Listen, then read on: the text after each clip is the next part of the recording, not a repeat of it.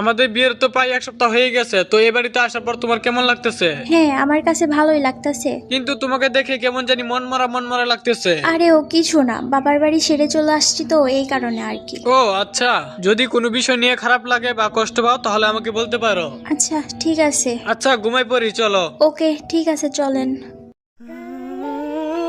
কি ব্যাপার, একটা ভয়ানক কান্নার শব্দ শোনা যাইতেছে। এত গভীর রাতে কে কান্না করতেছে, তাও এত অদ্ভুত ভাবে? আচ্ছা ওনারে কি একটু ডাক দিব? এই যে শুনছেন, একটু ঘুম থেকে ওঠেন তো।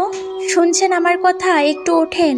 হ্যাঁ ডাকতেছো কে? কি হয়েছে? দেখেন কিরকম একটা ভয়ঙ্কর কান্নার আওয়াজ আসতেছে। তাই তো, আমি তো এটা খেয়ালই করি নাই। এই গভীর রাতে কান্নার আওয়াজ কোথা থেকে আসতেছে? এই শব্দটার কারণে আমার ঘুম ভেঙে গেছে। দেখতে হবে এই শব্দটা কোথা থেকে আসতেছে, হয়তোবা বাহির থেকে। আচ্ছা আসো তো আমার সাথে, দেখি ওই রুমে কেউ আছে কিনা।